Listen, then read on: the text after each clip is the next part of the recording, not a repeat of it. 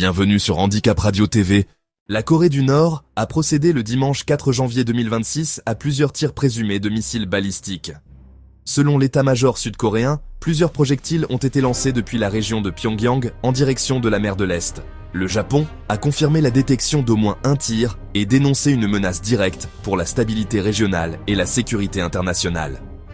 Ces tirs interviennent dans un contexte géopolitique déjà tendu après l'annonce par les États-Unis de la capture et de l'exfiltration du président vénézuélien Nicolás Maduro. Pyongyang a condamné cette opération, qualifiée de grave atteinte à la souveraineté du Venezuela, et dénoncé un acte d'hégémonie américaine. En France, l'affaire Maduro provoque de vives réactions politiques. Dominique de Villepin accuse Emmanuel Macron de soumission aux États-Unis. L'ancien Premier ministre estime que la position française traduit une logique de vassalisation et affaiblit la France et l'Europe sur la scène internationale. En Iran, les mouvements de contestation continuent d'être violemment réprimés. Les manifestations se terminent régulièrement dans le sang. Les forces de sécurité ont à plusieurs reprises tiré à balles réelles sur les manifestants. Depuis plusieurs années, chaque vague de mobilisation, notamment depuis la mort de Mahsa Amini en 2022, se solde par de nombreux morts, blessés et arrestations massives.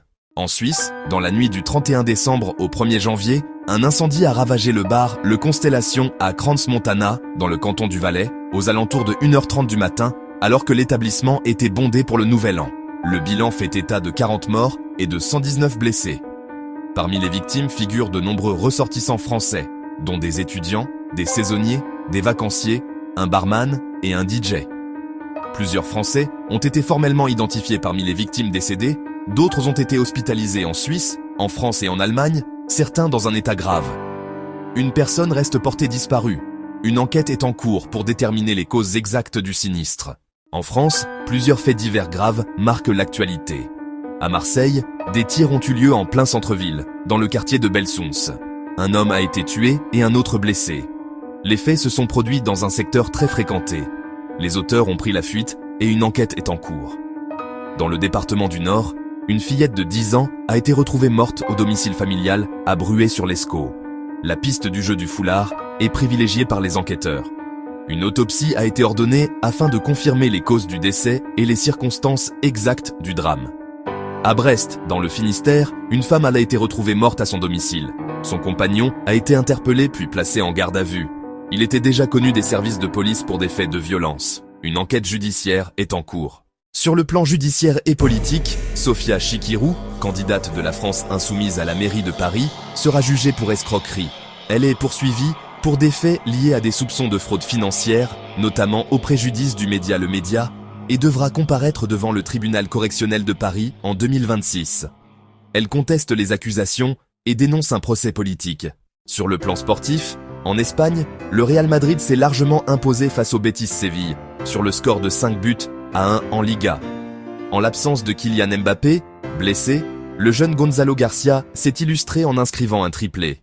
En Coupe d'Afrique des Nations 2025, le Maroc s'est qualifié pour les quarts de finale après une victoire 1-0.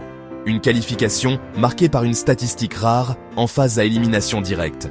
Le Maroc affrontera le Cameroun au prochain tour. Dans un autre match à élimination directe, le Cameroun s'est qualifié pour les quarts de finale après sa victoire 2-1 face à l'Afrique du Sud.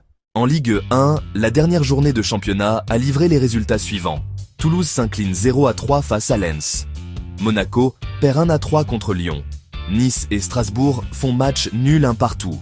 Lille s'incline 0-2 contre Rennes. L'Olympique de Marseille s'incline 0-2 face à Nantes au stade Vélodrome. Le Havre s'impose 2-1 contre Angers.